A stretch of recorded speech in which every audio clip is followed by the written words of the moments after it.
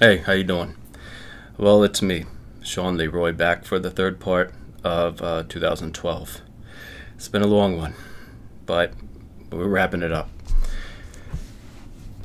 So, just a quick overview. This is essentially me recapping my journey in the pursuing a career in the entertainment industry as an actor from ground up from 2000 and mid 2009 to current, which is August 2017. Overcoming drug addiction, alcoholism, homelessness, in the hopes that some of my experiences or things that I may have learned or gone through can help someone else out there in some way or other. My life trying to transition into from a drug addict and alcoholic that for 9.5 years of his life was not sober one day, literally, and I mean that as specific as you can be specifically mean, for the exception of when I was, my time in and out when I was in jail. And even when I was in jail, I was able to get drugs or get high or get something generally within the first 24 hours. So, well, if I was in population by then. So it's trying to make that transition was it's almost as if my brain, my intellect and everything else stopped when I was like 18. So then now I'm sitting here faced with adult situations, things that I need to cope with and process as a normal human being. And before, when I would have alcohol or drugs or whatever to deal with and cope, I didn't have that no more. So things, and I started having outbursts. I started kind of having, psychologically, mentally, I was really breaking down. And especially with everything I was juggling, it was very difficult to pay any kind of healthy attention to working on myself. Like I said, I was doing the therapy and stuff still, but it just wasn't enough time with everything I was trying to do and accomplish. So I began really suffering, and people around me were suffering. Friends, close, people who were close to me would sometimes get the worst end of it, as is in these situations. Some of those people I don't have relationships or anything with anymore because of this.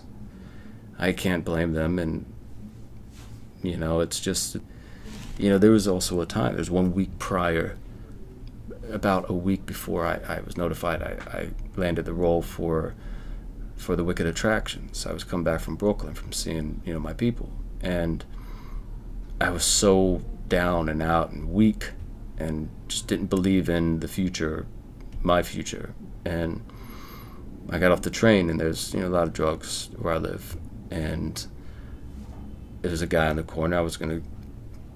I already made contact, and we were gonna go up. I was gonna get a bag of crack. I had that urge. I had that relapse moment. And as soon as I stepped off the curb, police officer pulls out, a couple of them. Of course, we go our own separate ways. I go into my building.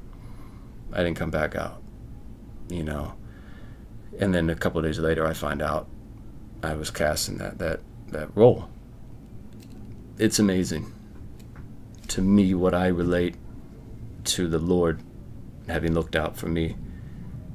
And there's so many more things I'd like to get into, but I see we're at 15 minutes now, and I don't want to go that much higher. But, there were times when I would be lying in bed, and my hand would fall in a certain way, in between the cracks of the bed and the wall. And I'd start having instant panic or anxiety because something about that put me back in jail again, put me back in the bunks. And something with that specific, I don't know. I just, there's some things that trigger things that we just don't fully understand all the time.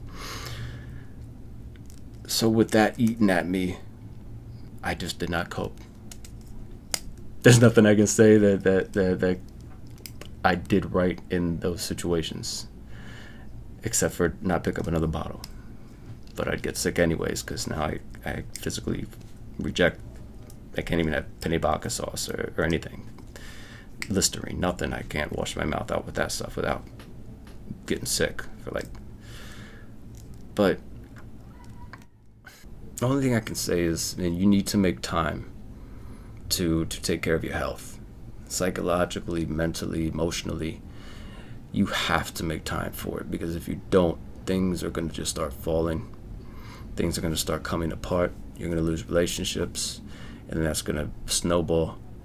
And then before you know it, you're 1,000 times worse off than when it first started happening. It's number one, because you can leave what you think is the problem. An area, people, surroundings, and things contribute. But if it's there inside of you and you take it wherever you go, you'll never get away from it. Never. Guaranteed. And once that starts coming together and starts healing, you start healing that part of you, other things will start mending themselves just because of that energy, that positive energy coming from you, that personal happiness, that internal happiness, the willingness and the want to work things out, to work with people, to find a better solution. And it's worth it. Take it from somebody who's waited too long. It's worth it. I'll holler back at you. Maybe I'll touch on some of these other things, just a little separate particular video for those who may want it. So till next time, be easy. One.